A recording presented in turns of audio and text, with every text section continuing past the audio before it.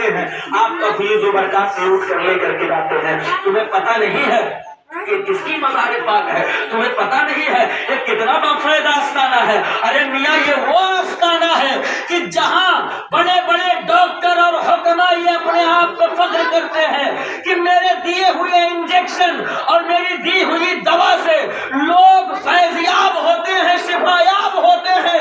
वही मैं फख्र से कहता हूँ कि दुनिया के मेडिकल साइंस वालों, तेरा साइंस एक तरफ, मेरे सैयदे सालार का फैजान एक तरफ। तू करोड़ों की मेडिसिन देता है मगर किसी कोढ़ी को शिफा नहीं दे पाता।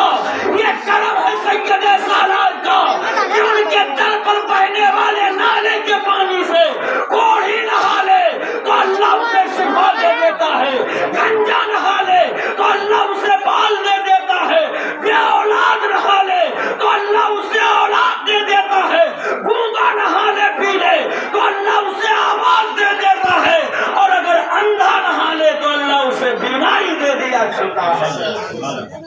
ये जात है मेरे सैयदे सालार मसूद काज़ी, ये अजमत है मेरे सैयदे सालार मसूद काज़ी। तो मेरे भाइयों, कहने का मतलब और मकसद यह है कि आप हजरात उनके दामन से लगे। तो उनके दामन से लगने का मतलब ये नहीं है कि सिर्फ कहो मैं गाजी बाबा वाला। उनके दामन से लगने का मतलब यह है कि जब उनके दामन से लग जाओ तो जो उन्होंने फरमाया है उसी पर अमल करो, तब तो कयामत के दिन सैयदे सालार तुम्हें कबूल करेगी। अब उनके दामन से हम लग गए, न नमाज से मतलब, न रोजा से मतलब, न हज से मतलब, न ज़कात से मतलब, न सच से मतलब, न शरीयत से मतलब, न तरीक़त से मतलब, न तसव्वुफ़ से मतलब, न कुछ से मतलब, न कुछ से मतलब। तो फिर मतलब क्या है? ऐसे लगने से क्या होता है? आजकल हालात कितने बुरे हैं। आदमी कहता है मैं दूसरे आलम वाला हूँ, शराब भी पी रहा है, ज़िना भी कर रहा है, होटलों पे चाय की चुस्की लेते हुए दूसरों की ग़ीबत भी कर रहा है। एक चाय के 10 चुस्की में 10 आदमियों की ग़ीबत हो जाती है। ये मुसलमानों का हाल है, ये तुम्हारा तरीक़े-कार है, ये तुम्हारी जिंदगी का मामूल है। और तुम कहते हो नहीं मैं तो सैयदे सालार का एहसान मानता हूँ। एहसान मानते तो कभी शराब के करीब नहीं, इसलिए कि शराब से आपको दूर करने के लिए, आपको दीन इस्लाम से करीब करने के लिए, आपको कुरान मुकद्दस के अहकाम से जोड़ने के लिए मेरे सैयदे सालार बहराइच के सरजमीन पर कोई खेल खेलने नहीं आए थे, दीन की तबलीग के लिए आए थे। अब जब दीन की तबलीग में जैसी जरूरत पड़ी है वो कुर्बान किया है। माल की जरूरत पड़ी है तो माल कुर्बान किया है, आल की जरूरत पड़ी है तो आल कुर्बान किया है, रोफका की जरूरत पड़ी है तो रोफका को कटवा दिया है। और जब बारी खुद की आई है और जब इस्लाम की इस तरवीजों के साहत में अपनी जान देने की बारी आई है तो मेरे सैयदे सालार ने एक कदम भी पीछे नहीं हटाया है, बल्कि अपनी गर्दन को भी कटवा करके गुरु की तरवीजों से।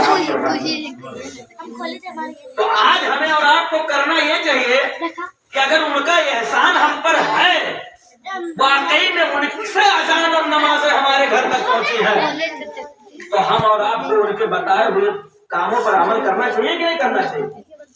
झूठ से बचना चाहिए कि नहीं बचना चाहिए?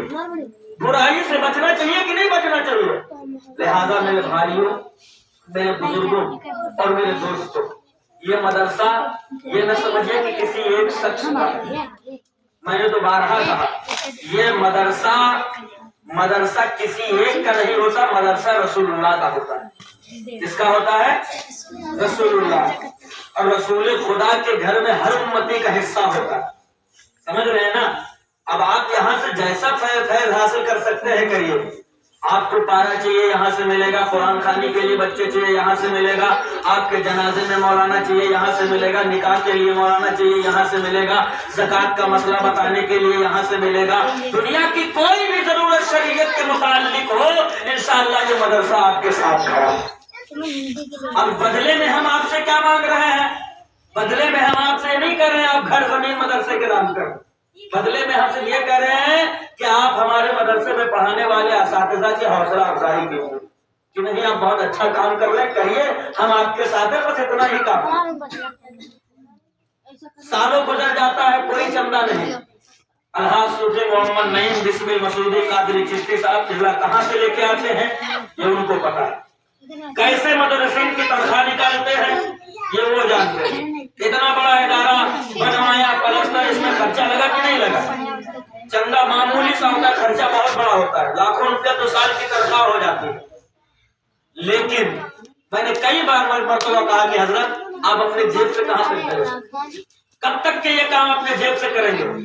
तो हजरत का ये जुमला है कि मौलाना साहब क़िबला मैंने जिंदगी भर बहुत कुछ किया, अपने लिए किया, लेकिन अब चाहता हूँ कि शरीयत के लिए मुझको कुछ ऐसा कर गुजरूं जो मेरी नजात का जरिया बन जाए, कुछ ऐसा कर गुजरूं जो मेरी औलादों के मुस्तकबिल में दीन इस्लाम की रोशनी से ताबनात को तब्दील करे। और अल्हम्दुलिल्लाह सुम्मा अल्हम्दुलिल्लाह वो ये काम करते हैं, बड़ी खुशूलिल्लाहियत के साथ करते हैं। लिहाजा मैं एक जुमला यहाँ कह देना चाहता हूँ, मैं किसी की तारीफ या किसी को बड़ा चढ़ा बना कर यहाँ नहीं बिठाना चाहता, बस मैं एक हकीकत से आपको आगाह कराना चाहता हूँ कि हकीकत ये है कि ये इस मदरसे को चलाने के लिए इसमें कोई जाती मफाद नहीं है, जो कुछ है कौम के मफाद के लिए किया जाए। क्योंकि आपके बच्चे पढ़ेंगे तो आपके काम आएंगे, आपके बच्चे पढ़ेंगे तो आपके बच्चों का मुस्तकबिल रोशन होगा। फायदा उसमें हमारा क्या होगा? उसमें फायदा हमारा ये है कि वो दीन का प्रचार प्रसार करेंगे तो जो सवाब उसमें उनको मिलेगा उसमें का हिस्सेदारी मुझे भी मिलेगी। कल कयामत के दिन जब वो बख्शा जाएगा तो अपने रब से मैं भी कह सकूंगा कि दीनदार मैंने इसको बनाया था, इसके सबसे में तो अल्लाह मुझे जन्नत दे दे। पहले क्या है, मदरसों से जुड़ने पर फायदे ये होते हैं कि बंदा दीन के करीब हो जाता है। मदरसों और बुजुर्गों के आस्थानों और खानकाहों से जुड़ने पर यह होता है कि बंदा हक और बातिल को बातिल किस तरीके से है समझ लेता है। लिहाजा आप अपने बच्चों को दीनी तालीम जरूर दिलाएं, कसरत के साथ अपने तलबा को भेजें, अपने बच्चों को भेजें। इंशाअल्लाह हम पूरी कोशिश करेंगे कि आपके बच्चों के